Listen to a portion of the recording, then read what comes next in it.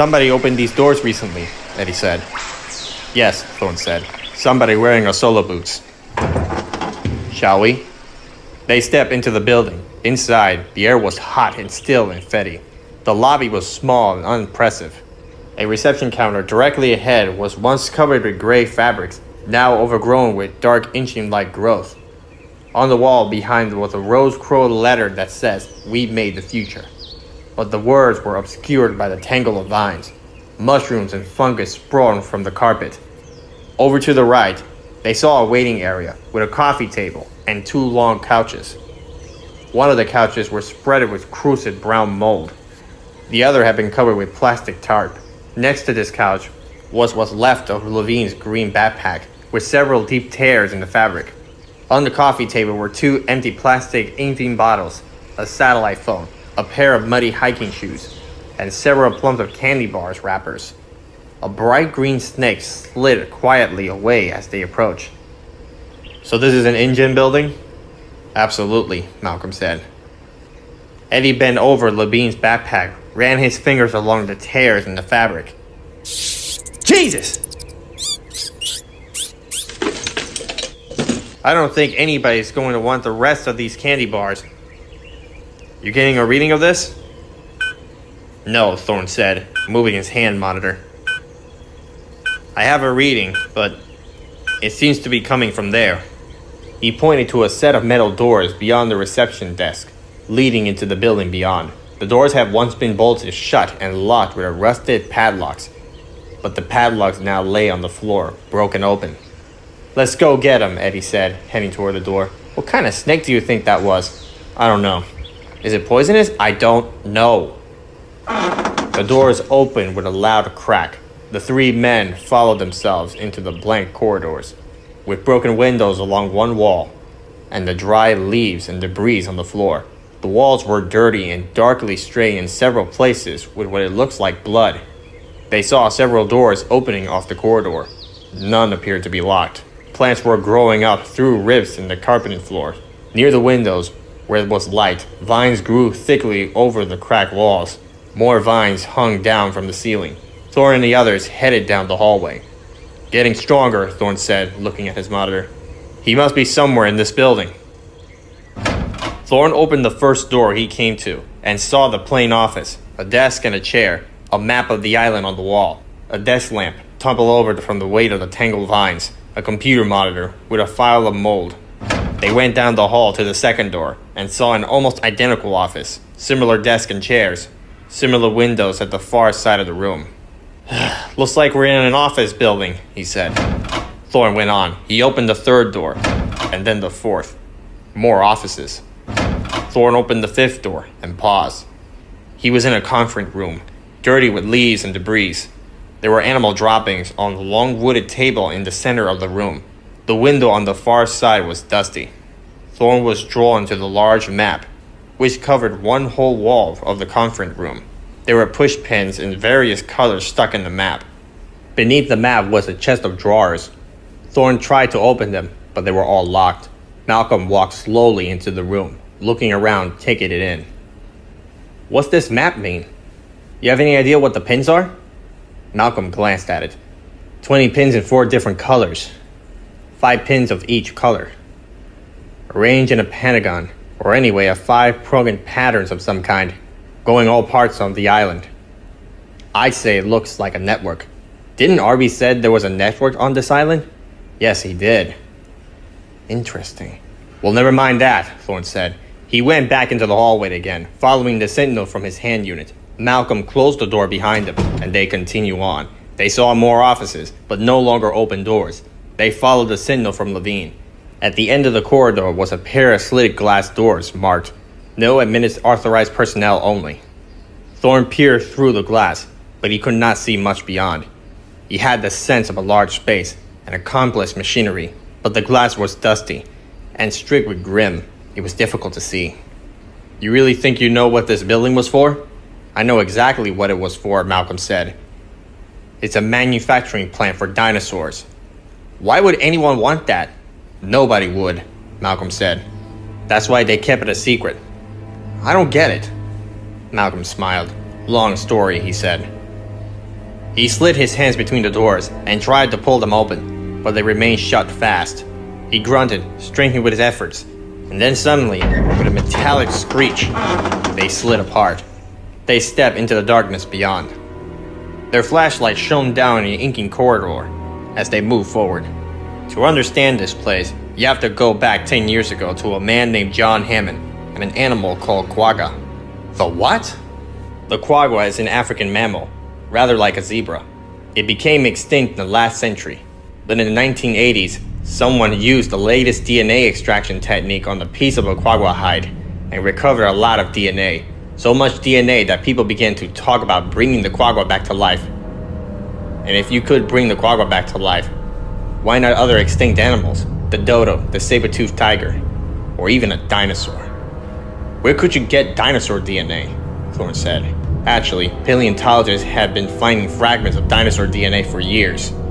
They never said much about it, because they never had enough materials to use it as a classification tool, so it didn't seem to have any value. It was just a curiosity. But to recreate an animal, you'll need more than a DNA fragment. You'll need the whole strand. That's right, Malcolm said. And the man who figured out how to get it was the venturous capitalist named John Hammond. His reason is that when the dinosaurs were alive, insects probably bit them and sucked their blood, just as insects do today. And some of these insects would afterwards land on a branch and be trapped in the sticky sap. And some of that sap would harden into amber. Hammond decided that if you drill an insect preserved in amber and extract the stomach contents, you would eventually get some dino DNA. And he did? Yes, he did. And he started InGen to develop this discovery. Hammond was a holster, and his true talent was raising money. He figured out how to get enough money to do the research to go from a DNA strand to a living animal. Sources of funding weren't immediately apparent, because although it would be excited to recreate a dinosaur, it wasn't exactly a cure for cancer. So he decided to make a theme park attraction.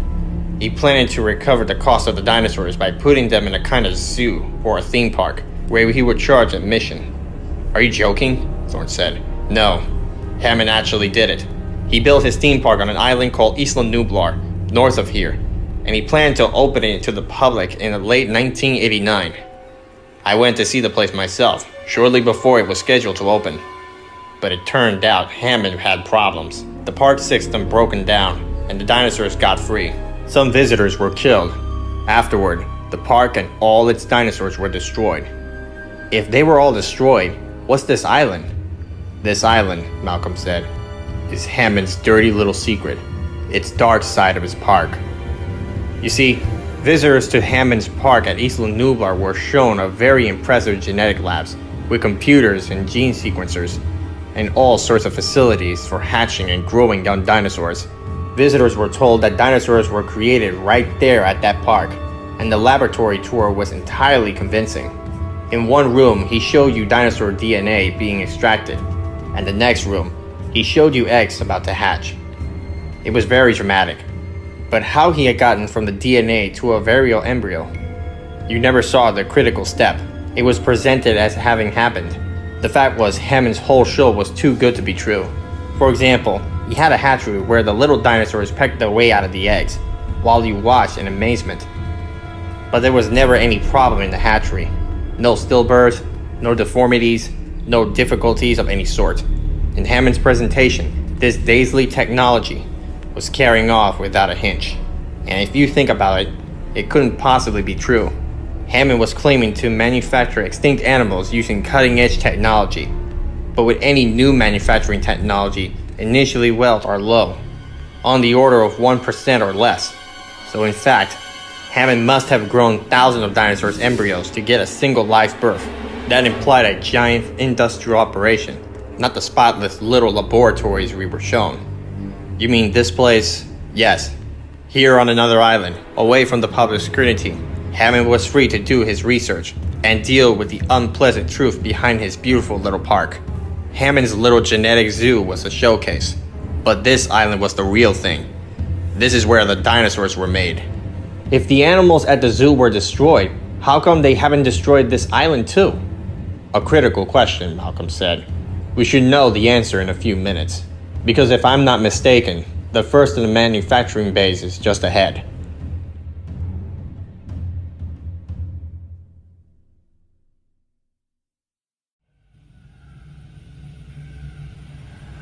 Arby awoke, sitting upright in bed, blinking his eyes in the morning light that streamed in through the trailer windows. Next to the bunk, Kelly was still asleep, snorting loudly. He looked out the window at the entrance to the big building and saw that the adults were gone. The Explorer was standing by the entrance, but there was no one inside the car. Their trailer sat isolated in the clearing of tall grass.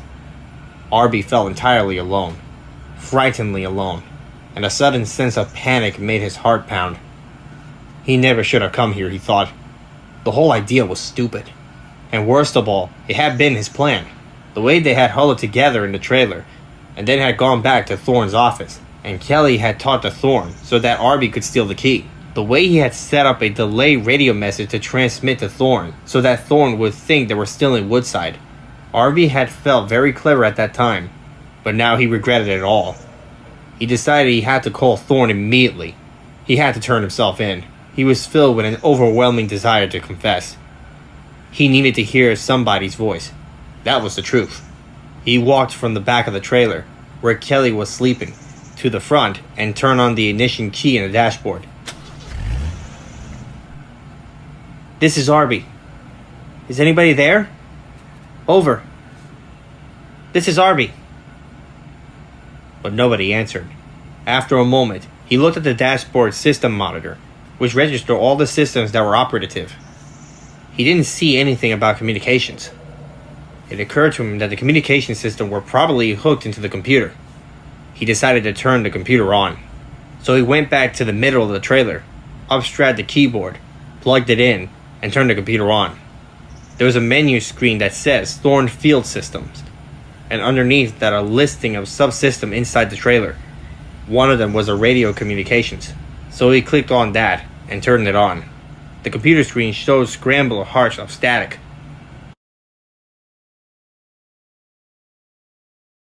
Arby didn't know what that meant, but he was fearless around computers. Auto-tune sounded interesting.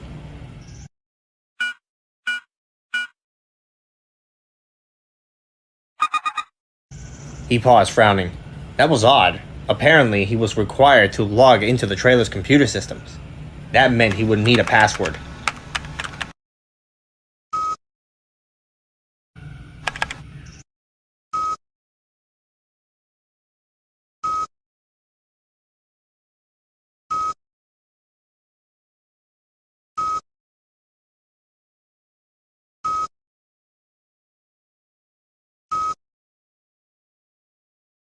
Well, he thought, at least the system hadn't dumped him out. Most network logs you off after 3 wrong tries. But apparently Thorne hasn't designed any security features into this one. Arby would never have made it this way. The system was too patient and helpful.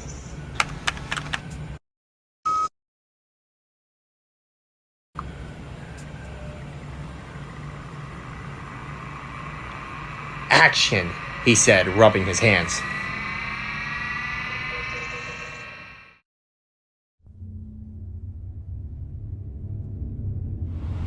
The first rows, Malcolm said, are Nishira gene sequencers, and beyond are the automatic DNA synthesizers. It's a factory, Eddie said. It's like outbreak business or something. Yes, it is. At the corner of the room was a printer, with some loose sheets of yellowing paper lying beside it. Malcolm picked one up and glanced at it.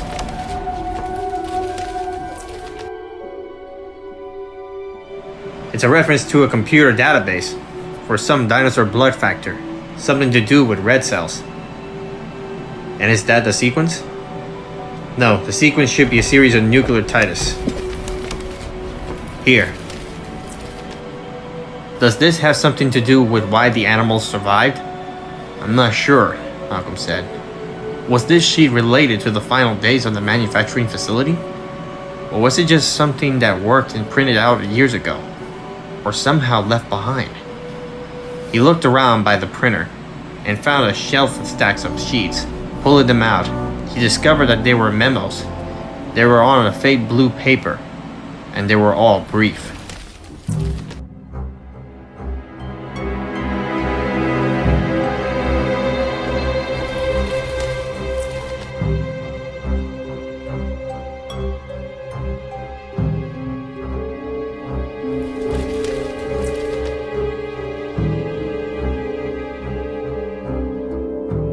Seems like they had problems.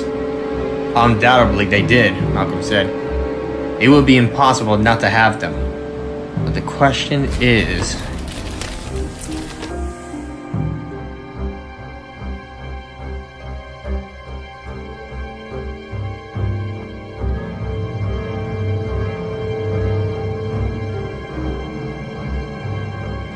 They had problems with infection and the contamination of production line, Malcolm said. And maybe other sources of contaminated as well. Look at this.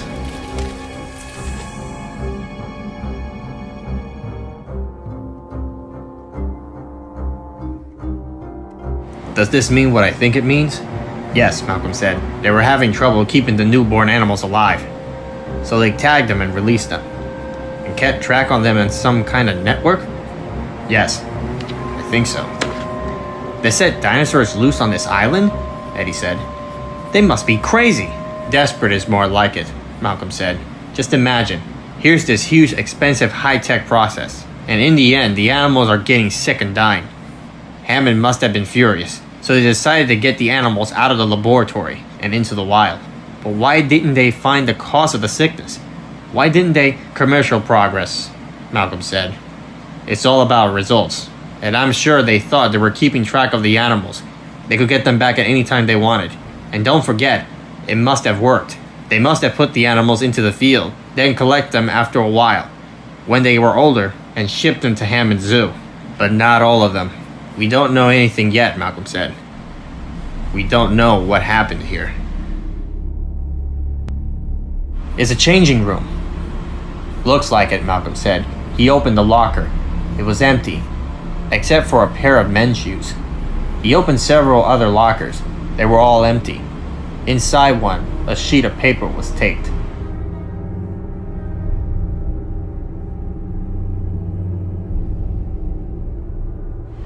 What's DX? Eddie said. I think it's the name for the mysterious disease. At the far end of the changing room were two doors. The right-hand door was pneumatic, opened by a rubber foot panel set in the floor, but that door was locked. So they went through the left door, which opened freely. They found themselves in a long corridor with floor-to-ceiling glass panels along the right wall. The glass was scratched and dirty, but they peered through it into the room beyond, which was unlike anything Thorne has ever seen. The space was vast, the size of a football field. Thorne shone his light on the conveyor belt, an assembly line, but it looks untouched, like it's still ready to go, Malcolm said. There are a couple of plants and growth through the floor over there, but overall, remarkably clean. Too clean, Eddie said. If it's a clean room environment, then it's probably air sealed. I guess it just stayed the way it was years ago. Eddie shook his head. For years? Doc, I don't think so. Then what do you think explains it? Malcolm frowned and peered through the glass. How was it possible for a room this size to remain clean after so many years? It didn't make it... Hey! Malcolm saw it too. It was in the far corner of the room, a small blue box halfway up the wall, cables running into it. It was obviously some kind of electrical junction box. Mounted on the box was a tiny red light. It was glowing. This place has power! Thorne moved closer to the glass, looking through with them. That's impossible. It must be some kind of storage charge or a battery. After 5 years? No battery can last that long. I'm telling you, Doc, this place has power!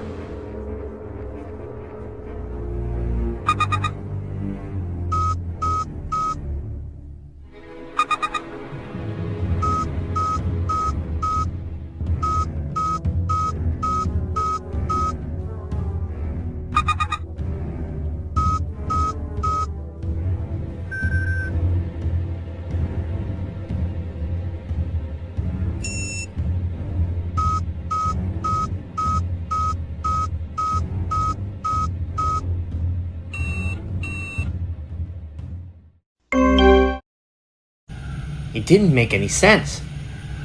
How could there be a Site B network? InGen had closed Site B years ago. Arby had already read the documents, and InGen was out of business long since bankrupt. What network? He wondered. And how had he managed to get on it? The The trailer wasn't connected to anything. There was no cables or anything. So it must be a radio network already on the island. Somehow he had managed to log onto it. But how could it exist? A radio network needed power, and there was no power here.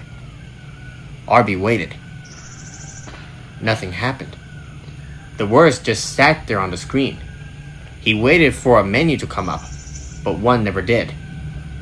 Arby began to think that perhaps the system was defunct, or hung up. Maybe it just let you log on, and then nothing happened after that. Or maybe, he thought, he was supposed to do something.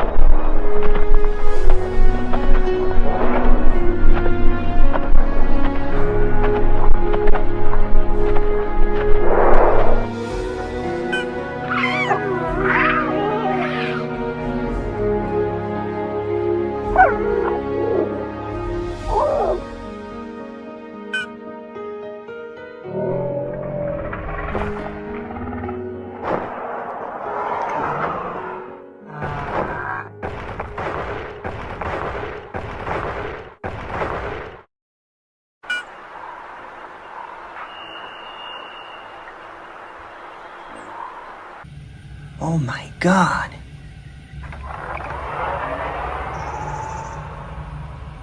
The pictures were all real.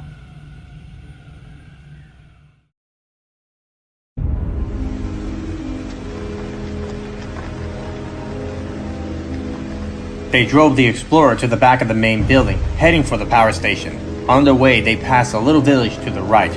It was clear that the country had once been a nicely landscape, but they were now overgrown, particularly taken by the jungle. In the center of the complex, they saw a tennis court, a drained swimming pool, a small gas pump in the front where it looked like a little general store. I wonder how many people they had here. How do you know they all gone? What do you mean? Doc, they have power. After all these years, there has to be an explanation for this.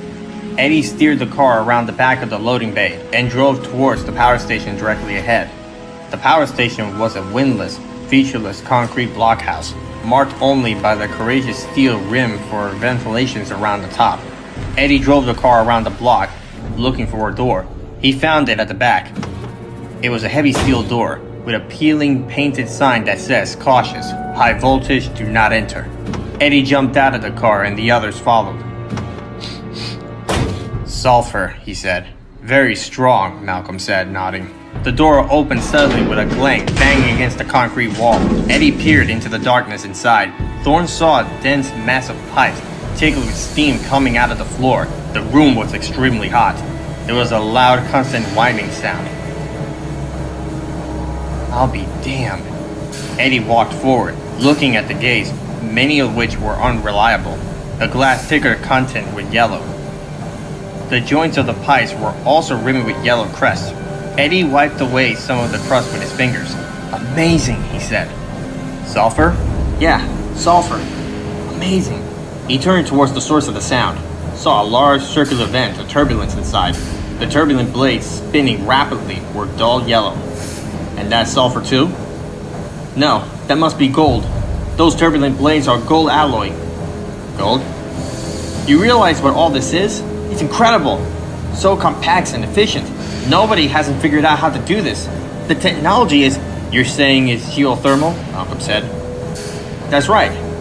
They have tapped the heat source here, probably gas or steam, which is piped up through the floor over there. Then the heat is used to boil water in a closed cycle. That's the network of the pipes up there, and turn the turbulence there, which makes electric power.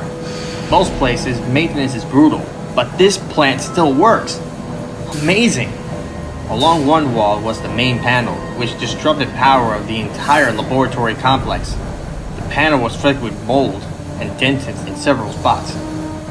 Doesn't look like anybody's been here in years, and a lot of the power grid is dead, but the plant itself is still going. Incredible! Thorne coughed in the sulfurous air and walked back into the sunlight. He looked up at the rear of the laboratory. One of the loading bays seems to be in good shape, but the other had collapsed. The glass of the rear of the building was shattered. I wonder if an animal hit the building. You think an animal could do that much damage? Malcolm nodded. Some of these animals weigh 40-50 tons. A single animal has the mass of a whole herd of elephants. That could easily be damaged from an animal, yes. You notice that path running there? That's a game trail going past the loading bays and down the hill. It could have been animals, yes. Didn't they think of that when they were releasing the animals in the first place? Oh, I'm sure they just planned to release them for a few weeks or months, then round them up when they're still juveniles. I doubt they ever thought There was an interruption by a crackling electrical hiss, like a status. It was coming from the inside of the Explorer. Behind him, Eddie hurried towards the car with a worried look. I knew it. Our communications molding is frying. I knew we should have put it in the other one. He opened up the car to the Explorer and climbed into the passenger seat. He picked up the handset, pressed the automatic toner. Through the windshield, he saw Thorne and Malcolm coming back towards the car. And then the transmission locked. Into the car! Who is this? Dr. Thorne! Dr. Malcolm! Get in the car! Doc, it's that damn kid! What? It's Arby! Get in the car! I can see it coming! What's he talking about? He's not here, is he? Is he on this island? Yes, I'm here. Dr. Thorne! But how in the hell did he... Dr. Thorne, get in the car! How did that little son of a bitch manage to do this? He grabbed the headset from Eddie. Arby, goddammit! It's coming! What's he talking about? He sounds completely hysterical. I can see it on the television. Dr. Thorne! Malcolm looked around the jungle. Maybe we should get in the car, he said quickly. What does he mean television? Thorne said. He was furious. I don't know, Doc, but if he's got a feed in the trailer, we should see it too. He flipped on the dashboard monitor. He watched as the screen glowed to life. That damn kid, I'm gonna wring his neck. I thought you liked that kid, Malcolm said. I do, but... Chaos at work, Malcolm said, shaking his head. Eddie was looking at the monitor.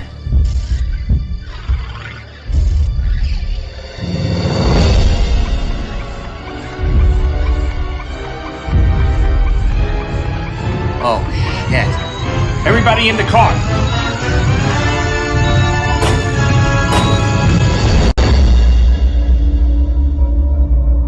Ian, what do you think we should do? Malcolm didn't answer. He was frozen, staring forward, eyes blinked. Dr. Thorne, I have lost him on the monitor. Can you see him? Jesus! With astonishing speed, the Tyrannosaur burst into view, emerging from the foliage to the right of the Explorer. The animal was immense, the size of a two-story building, its head rise high above them, out of sight. Yet for such a large creature, it moves with incredible speed and agility. Thorne stared in stone silent, waiting to see what will happen. But the Tyrannosaur ignored them, continuing at the same rapid pace. It moved swiftly past the front of the Explorer. They hardly had the chance to see it before its big head and its body disappeared into the foliage to the left. Now they saw only the thick, counterbalancing tail, some 7 feet in the air, swinging back and forth with each footstep as the animal moves on. The giant animal had emerged, blocked their vision, and then it was gone again. He was not accustomed to see something that big move so fast. Now there was only the tip of the tail swinging back and forth as the animal hurried away. Then the tail banged against the front of the Explorer with a loud metallic clank. They heard a low, uncertain growl from the jungle. The tail swung back and forth in the air again, more intensively. Soon enough, the tail brushed lightly against the radiator at the second time. Now they saw the foliage to the left rustling and bending, and the tail was gone. Re-emerging from the jungle, it moved towards the car until it was standing directly in front of them. It growled again, a deep rumbling sound. It turned its head slightly from side to side to look at this strange new object. Then it bent over and Thorne could see that the Tyrannosaur had something in its mouth. He saw the legs of a creature dangling in both sides of his jaws, flies buzzing in a thick cloud around the Tyrannosaur's head. Oh fuck. Quiet. Thorne realized it was smelling the radiator. It moved laterally and sniffed the tires. Then it lifted its huge head slowly until its eyes rose above the surface of the hood. It stared at them through the windshield. Its eyes blinked. The gaze was cold and reptilian. Thorne had a distinct impression that the Tyrannosaur was looking at them, its eyes shifting from one person to the next. With its long nose, it pushes at the side of the car, rocking it slightly, as if it was testing its weight, measuring as an opponent. Thorne gripped the steering wheel tightly and held his breath. And then abruptly, the Tyrannosaur stepped away and walked to the front of the car. It turned its back on them, lifting its big tail high. The Tyrannosaur backed up towards them. They heard the tail scratching across the roof of the car. The rear hunching came closer. And then the Tyrannosaur sat down on the hood, tilting the vehicle, pushing the bumper into the ground with an enormous weight. At first, it did not move, but simply sat down. Then, after a moment, it began to waggle its hips back and forth in a quick motion, making the metal squeak. The Tyrannosaur stood again, the car spring back up, and Thorne saw the thick white paste smear across the hood. The Tyrannosaur immediately moved away, heading down the game trail, disappearing into the jungle.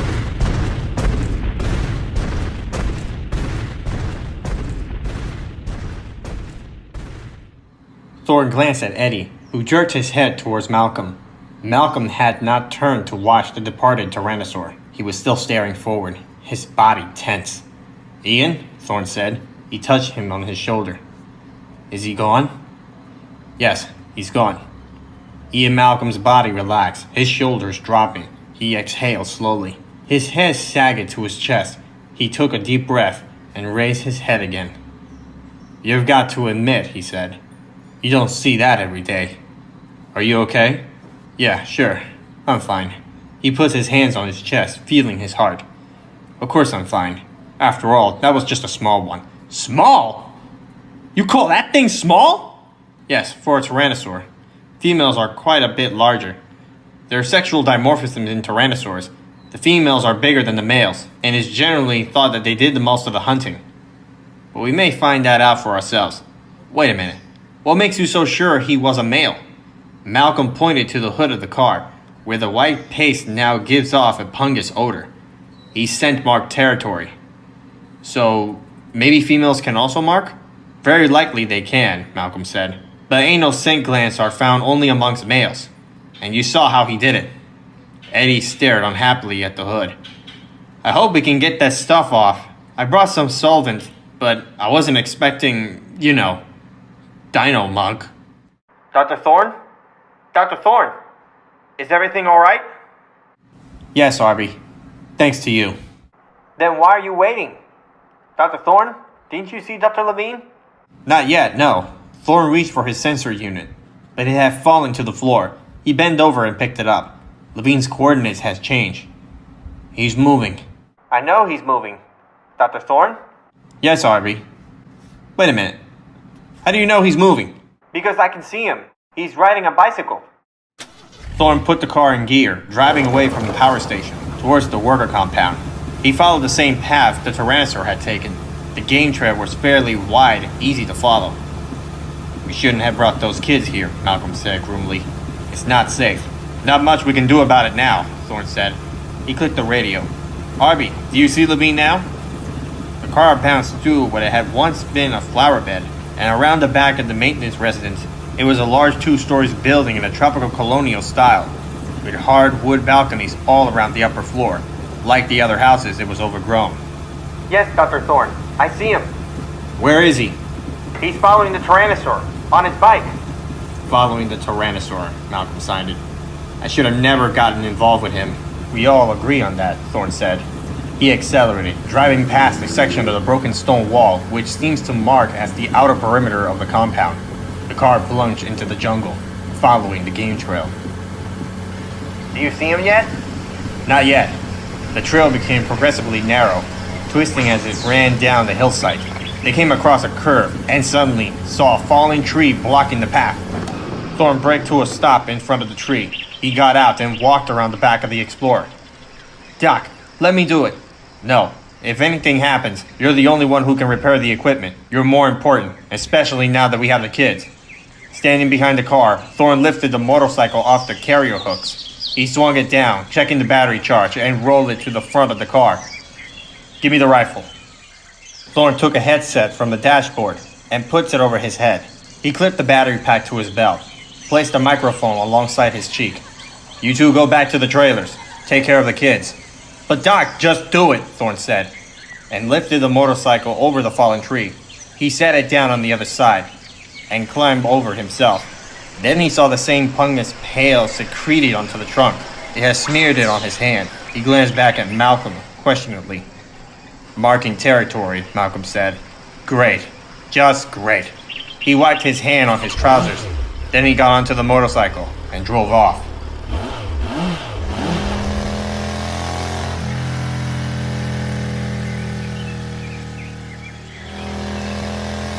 Foliage slapped at Thorne's shoulder and legs as he drove down the game trail, following the Tyrannosaur. The animal was somewhere up ahead, but he couldn't see it. Dr. Thorne, I can see you now. Okay, Thorne said.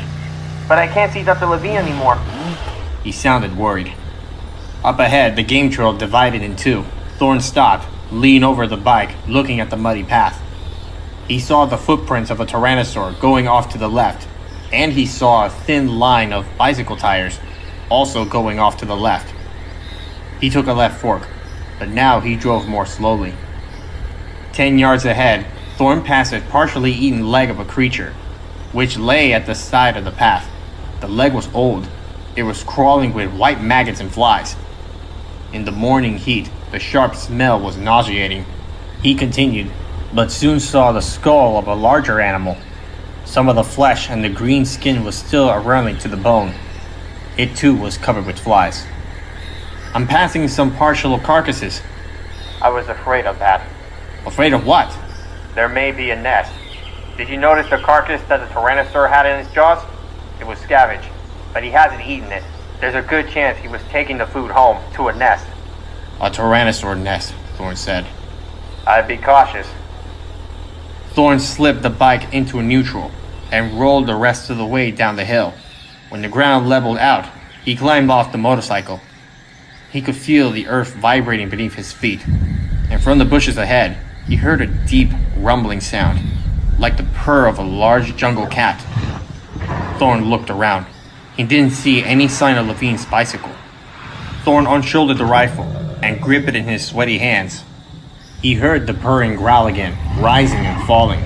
There was something odd about the sound. It took Thorne a moment to realize what it was. It came from more than one source, more than one big animal, purring beyond the foliage directly ahead. Thorne bent over, picked up a handful of grass, and raised it into the air. The grass blew back towards his legs. He was downwind. He slipped forward through the foliage. The ferns around him was huge and dense, but up ahead he could see sunlight shining through from a clearing beyond. The sound of the purring was very loud now. There was another sound as well, an odd squeaking sound. It was high-pitched, and at first sounded almost mechanically like a squealing wheel. Thorne hesitated. Then very slowly, he lowered a frond, and he stared.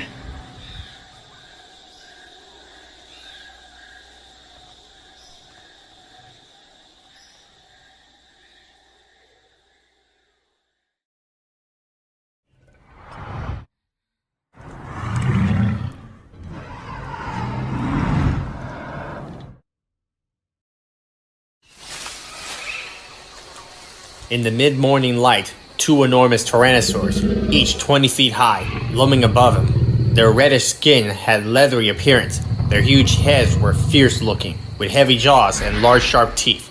But somehow here, the animals conveyed no sense of menace to Thorne. They moved slowly, almost gently, bending repeatedly over a large circular rampart of the dry mud, nearly 4 feet high. The two adults held bits of red flesh on their jaws as they ducked their heads below the mud wall. This movement was greeted by a fractured, high-pitching squeaking sound.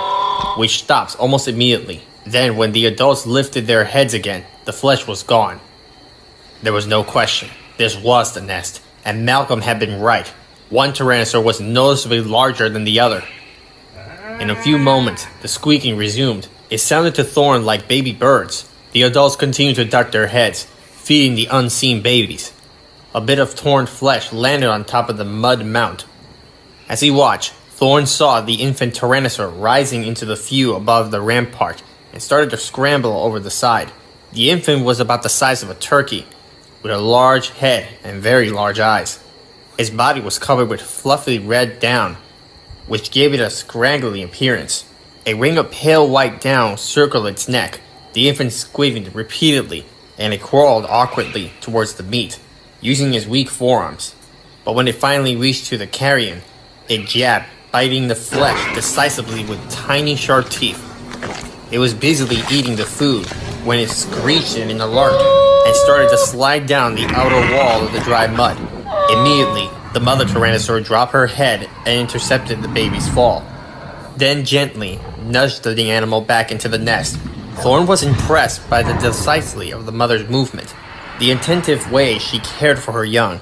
The father, meanwhile, continued to tear small pieces of meat. Both animals kept up a continuous purring growl, as if to reassure the infants. As Thorne watched, he shifted his position. His foot stepped onto a branch. Thorne froze. He held his breath. The tyrannosaur scanned the area around the nest, looking intensively in every direction. Their bodies were tense, their heads alert. Their eyes flicked back and forth, accompanied by little head jerks. After a moment, they seemed to relax again. They bobbed their heads up and down and rubbed their snout against each other. It seems to be some kind of ritual movement, almost a dance. Only then did they resume feeding their infants. When they have calmed down, Thorne slipped away, moving quietly back to the motorcycle. Arby whispered over the headset, but Thorne didn't answer. He tapped the microphone with his finger to sign that he had heard. I think I know where Dr. Levine is. He's off to your left. Thorne tapped the mic again and turned. To his left, among the ferns, he saw the rusted bicycle. It said Pro InGen Corp. It was leaning against a tree. Not bad, Arby thought, sitting in the trailer and watching the remote videos as he clicked on them. He now had the monitor divided into quarters. It was a good compromise between lots of views and images large enough to see. One of the views looked down from above the two tyrannosaurs in the secluded clearing. It was mid-morning. The sun shone brightly on the muddy, trampled grass of the clearing. In the center, he saw a round, stemp, walled nest of mud. Inside the nest were 4 molded white eggs, about the size of footballs. There were also some broken egg fragments, and 2 baby tyrannosaurs, looking exactly like featherless, squeaking birds. They sat in the nest with their heads turned up like baby birds, mouths gaping open, waiting to be fed. Look how cute they are. We should be out there. Arby didn't answer her. He was not at all sure he wanted to be any close. The adults were being very cool about it, but Arby found the idea of these dinosaurs very unnerving in some deep way that he couldn't analyze. Arby had always found it resumedly to organize, to create order in his life. Even arranging the images neatly on the computer monitor was calming to him. But this island was a place where everything was unknown and unexpected, where you didn't know what would happen. He found that troubling. On the other hand, Kelly was excited. She kept making comments about the tyrannosaurs, how big they were, the size of their teeth. She seems entirely enthusiastic, without any fear at all. Arby felt annoyed with her. Anyway, what makes you think you know where Dr. Levine is?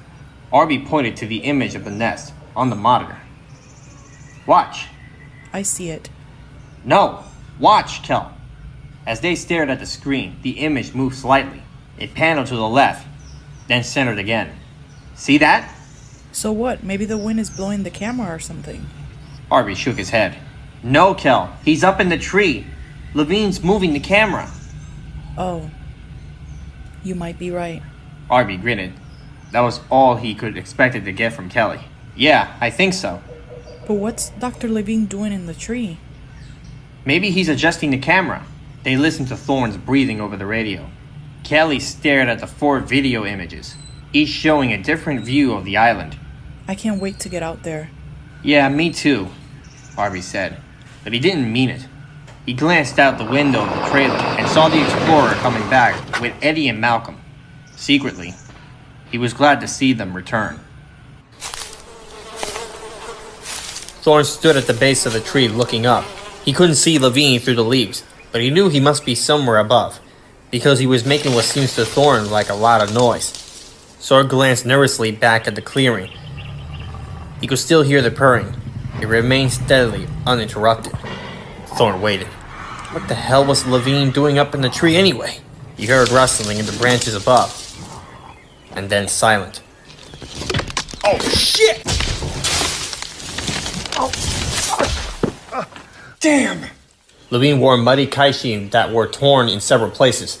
Behind a 3-day growth beard, his face was haggard and spattered with mud. He looked up as Thorne moved towards him and grinned.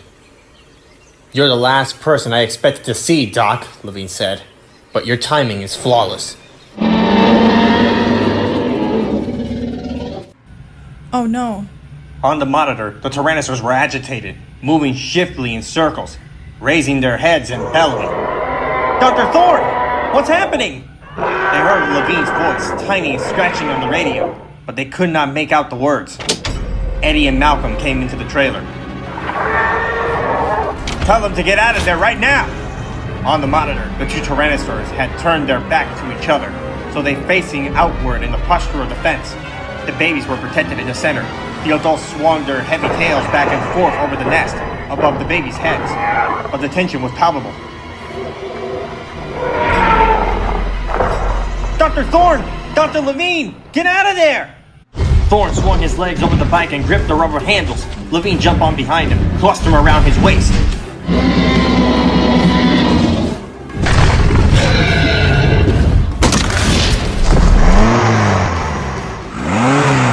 Go! Go!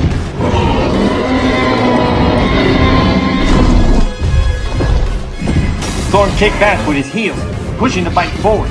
Suddenly the rear wheel caught, throwing off a run of mud, and the bike rolled up the mountain track. He accelerated fast. The motorcycle fished and swift treacherously on the trail. Behind him, Levine was shouting something, but Thorne didn't listen. His heart was pounding. The bike jumped across the root in the path, and they almost lost their balance. Then regaining, accelerating again. Thorne did not dare to look back. He could smell the rotten odor of flesh. He could hear the raspid breath of the giant animal in pursuit. Doc! Take it easy!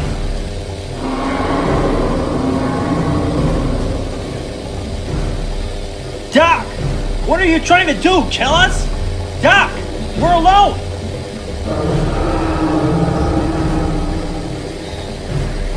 Take it easy, Levine said, shaking his head.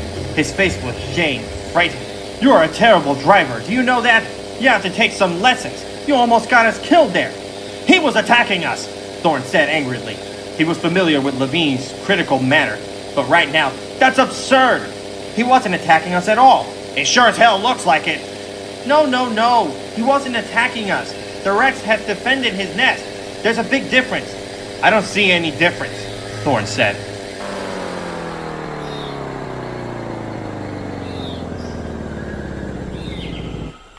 In point of fact, if the Rex had decided to chase you, we'd be dead right now. But he stopped almost immediately. He did? There's no question about it. The Rex only intended to scare us off and defended his territory. He'd never leave his nest unguarded unless we took something or disturbed the nest. I'm sure he's back there with his mate right now, hovering over the eggs, not going anywhere. And I guess we're lucky he's a good parent, Thorne said, gutting to mutter. Of course he's a good parent, Levine continued. Any fool could tell that. Didn't you see how thin he was? He's been neglecting his own nourishment to feed his offspring, probably been doing it for weeks. A Tyrannosaurus Rex is a complex animal with complex hunting behavior, and he has complex children behavior as well. I wouldn't be surprised if adult Tyrannosaurs have an extended parenting role that lasts for months. He may teach his offspring to hunt, for example. Start by bringing up small wounded animals and letting the youngsters finish them off. That kind of thing. It'll be interesting to find out exactly what he does. Why are we waiting here? It would never occur to him to thank you for saving his life. Evidently not. Who are you talking to? Is it Malcolm? Is he here? Yes, Thorne said. Is he agreeing with me? Is he? Not exactly, Thorne said, shaking his head. Look, Doc, I'm sorry if you got upset. But there was no reason for it. The truth is, we were never in danger. Except for your bad driving. Fine. That's fine. Thorne's heart was still pounding in his chest. He took a deep breath, swung the bike to the left, and headed down the wider path, back towards their camp. I'm very glad to see you, Doc. I really am. Thorne didn't answer. He followed the path downward, through the foliage. They descended to the valley, picking up speed. Soon they saw the trailers in the clearing below. Good. You brought everything. And the equipment's working? Everything is in good condition? It all seems to be fine. Perfect, Levine said. Then this is just perfect. Maybe not, Thorne said. Through the back windows of the trailer, Kelly and Arby were waving cheerfully through the glass. You're kidding, Levine said.